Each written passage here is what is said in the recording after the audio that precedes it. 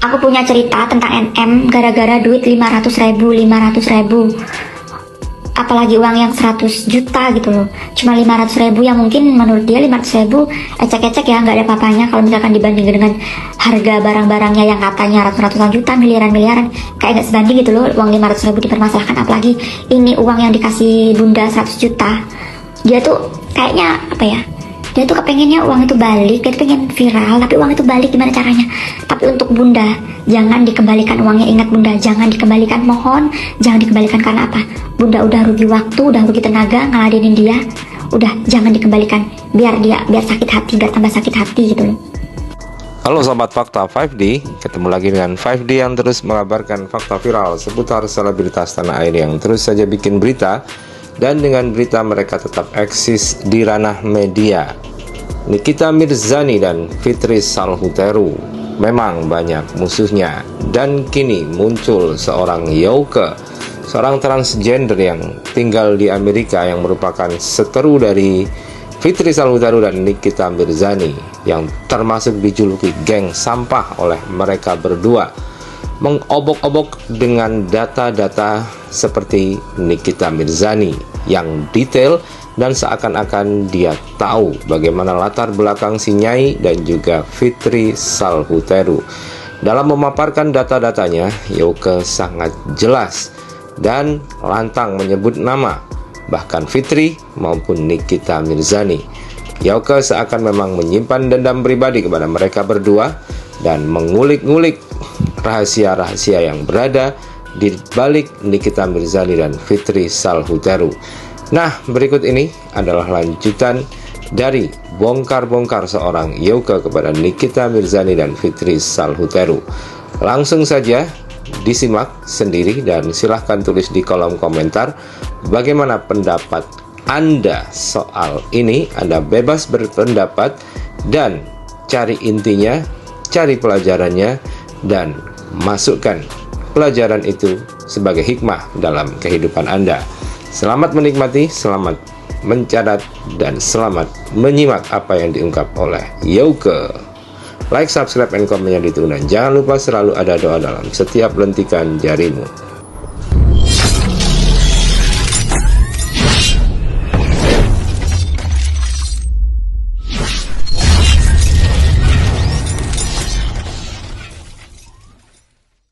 Dan lihat belum dia di brownies, panas kan lo? Kompres tuh pakai air comberan. Aku punya cerita tentang NM gara-gara duit 500.000. Apalagi uang yang 100 juta gitu loh. Cuma 500.000 yang mungkin menurut dia 500.000 ecek-ecek ya, nggak ada apa-apanya kalau misalkan dibandingin dengan harga barang-barangnya yang katanya ratus-ratusan juta, miliaran-miliaran. Kayak nggak sebanding gitu loh, uang 500.000 dipermasalahkan. Apalagi ini uang yang dikasih bunda 100 juta. Dia tuh kayaknya apa ya, dia tuh kepengennya uang itu balik, dia tuh pengen viral, tapi uang itu balik gimana caranya. Tapi untuk bunda, jangan dikembalikan uangnya. Ingat bunda, jangan dikembalikan, mohon. Jangan dikembalikan. Karena apa? Bunda udah rugi waktu, udah rugi tenaga ngeladenin dia. Udah, jangan dikembalikan. Biar sakit hati, biar tambah sakit hati gitu loh. Nah, ceritanya itu si NM pernah datang ke tempat hiburan malam di Banyuwangi ya. Jadi waktu itu aku ngefans sama dia waktu itu, tapi sekarang enggak, sekarang jijik gitu loh ya. Tapi sifatnya busuk kayak gitu tuh aku jijik, kayak ya nah ini orang toksik banget, kayak enggak lagi ngefans sama dia ya. Nah, terus aku di depan kan, karena waktu itu ngefans aku di depan sendiri. Jadi aku panggil panggil namanya dia lah ya pokoknya ya. Nah, terus si manajernya ini mungkin ngerti ya sama aku, maksudnya ngerti kalau aku teriak-teriak gitu, manggil namanya dia. Jadi aku tuh tarik lah sama manajernya itu, tarik diajak ke hotelnya NM. Nah, waktu itu kita satu mobil sama NM, satu mobil dari tengah, aku di belakang. Dia tuh marah-marah sama asistennya, sama temen-temennya, sama asistennya, sama manajernya, marah-marah. Duit gue tadi disawer kan, gue ngeliat sendiri, gini, pokoknya kayak gak sebanding gitu loh. Dan di dalam mobil tuh tetap marah-marah. Terus akhirnya nyampe lah ya di hotel. Akhirnya aku diajak naik ke kamar tuh sama si manajernya ya kan. Terus gitu, kalian apa sih di sini? Marah-marah. Terus masih diterusin di dalam kamar tuh, duit yang 500.000 itu. Kurang aja lo ya, itu duit gue ya, duit disabar ini. Ya Allah, 500.000 kayak sebanding gitu loh. Dia tuh kan dulu kan nyanyi-nyanyi di tempat hiburan malam ya. Mungkin dia tuh karena dulu tuh nggak punya uang ya, mungkin uangnya pas-pasan, tapi dia tuh sok kaya gitu ya. Sampai dia tuh menerima job nyanyi-nyanyi di tempat begitu itu kayak gimana gitu loh. Bentar, ada apa ya? Nah terus kan kita tuh menunggu lama banget. Kalau kalian nggak percaya, aku punya fotonya, aku punya videonya waktu kita sekamar sama NM waktu itu. Nah terus ya, aku tuh tanya lah ya sama suami aku tuh kerja di hotel itu, jadi aku tanya, akhirnya pulang kan habis foto ya, tapi dikasih foto gitu, tapi dia kayak terpaksa gitu kan, ya udah biar cepat pulang gini, akhirnya foto mungkin gitu, akhirnya foto pulang ya. Terus aku tanya sama suami aku, ini kita ya gimana orangnya, apa dia tuh dari datang sampai pulang dia tuh marah-marah terus katanya. Suami aku tuh bilang gitu, berarti memang dia kalau nggak ada kamera memang begitu kali ya, tapi kalau ada kamera sok baik. Untuk asistennya jangan pura-pura deh kalian, mending kalian cari kerja di tempat lain ya, lebih tenang, lebih enak, lebih nyaman. Aku tahu kalian tuh tertekan cuma karena terpaksa. Jadi ada yang bilang kalau ini tuh gimmick doang. Gue kasih tahu ya, gue berharap banget kalau ini tuh gimmick doang. Gimmick please gimmick gitu. Tapi pasti NM ngomong soal agama sama soal anak, langsung cuy, nggak deh. Mohon maaf, nggak bisa. Gue nggak bisa. Gue doain ya anak lu pada jadi lontong kayak junjungan lu di. Terima kasih gitu langsung. Makasih gitu. Yang pada berantem gue yang sakit hati. Yang pada berantem kita yang dikatain, kan kurang ajar. Lu nggak deh, nggak bisa gue nggak bisa kayak gitu-gitu. Jadi makanya dia kan nggak suka kan anaknya dikatain. Ya sama, kita juga nggak suka. Semua mama juga nggak ada yang suka. Jadi better janganlah kalau sampai ini gimmick, itu menurut gue udah keterlaluan. Better jangan diulangin lagi ya.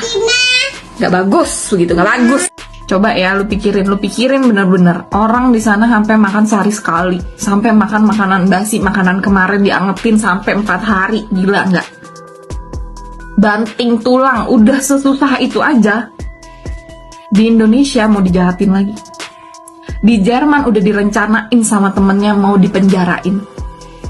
Itu semua yang kayak gitu, mereka yang pernah berbuat baik sama bunda. Mereka yang pernah nolong, mereka yang pernah merasa kayaknya dekat gitu ya. Sekarang kayak gitu, nusuk banget gak sih lu? Hidup temen lu tuh udah sesusah itu, hidup bunda tuh udah sesusah itu, lu mau bikin kayak gimana lagi sih? Apa salahnya sekarang dia diangkat derajatnya? Kan lu udah pada diangkat derajatnya, apa salahnya sekarang si bunda? Emang kenapa sih? Tuhan kan adil loh. Kok kalian bisa sih sejahat itu? Gue bingung. Ini penyakit hati tuh harus bener-bener dihilangin dari dunia ini, dari kehidupan lo, bener-bener ya. Kalau enggak kalian tuh bisa sampai segitu, bisa sampai pengen lebih lagi. Kalau bisa tuh kayak lu nggak ada napasnya deh, kayak gitu. Pokoknya dia benci banget, udah benci banget. Apapun yang bunda lakuin kayak udah benci banget gitu. Itu kenapa sih gue bingung? Padahal bunda udah sesusah itu loh, udah semenderita itu. Gue gak habis pikir. Aduh ya ampun, ini kayak gak inget hukum karma semuanya. Aneh banget, kayak gak punya Tuhan. Gue bingung. Buat kalian semua netizen yang mencintai seseorang tapi mulutnya gak peri kemanusiaan sampai bongkar-bongkar aib bunda Korla. Ya gue sih bukan fansnya Korla, tapi gue sebel juga begitu. Terus kalau kalian, lu kakak kenapa sih sekarang dulu bela-belain Niki? Lu buka mata lihat IG gue apa yang terjadi ya. MS Glow terima kasih sudah mengendorse bunda Korla, dan sangat layak loh itu. Buat Korla, bunda Korla ya, mau transgender kayak mau apa kayak bukan urusan lu pada, dan dia nggak harus ngaku sama lo. Paham ya? Rusuh kali ngurusin hidup orang. Pelajaran yang bisa kita petik dari kejadian huru hara Marijan sama bunda ya, yaitu kalau ada orang berbuat baik sama kita, buru-buru bales. Menghindari omongan-omongan berkicauan yang membuka kalau gue pernah nolong lo, kalau gue pernah berbuat baik sama lo, dan menghindari kontrol dari orang tersebut. Biasanya orang yang kayak gitu itu pengen ngontrol hidup kita. Ngerti nggak? Jadi kalau dia udah kasih berkat gitu ke kita, kasih bantuan ke kita, dia tuh langsung punya rules. Lu nggak boleh begini, lu nggak boleh begitu, lu harus begini, lu harus begitu, lu harus nurut sama gue. Kayak gitu. Jadi ini kita harus hindari. Jadi kalau dapat pertolongan, kalau terpaksa banget dapat pertolongan dari orang kayak gitu, cepet-cepet balikin. Cepet-cepet balikin. Kalau bisa hindarin, kalau bisa tolak aja ya. Lebih baik kita diomongin karena nolak bantuan orang daripada kita diomongin karena pernah dibantu, dibilangnya nggak tahu diri. Tapi gue yakin sih segala sesuatu tuh pasti ada hikmahnya. Jadi kita sama-sama aja doain yang terbaik buat Bunda, oke? Dan jangan nongol-nongol lagi ke akunnya Marijan itu, udah nggak usah urusin dia. Iya deh, si paling cantik. Dulu kayaknya mukanya nggak begitu deh. Kian deh kamu. Hidup cantik. Baik-baik lo dilaporin. Ya emang kenyataan pakai filler.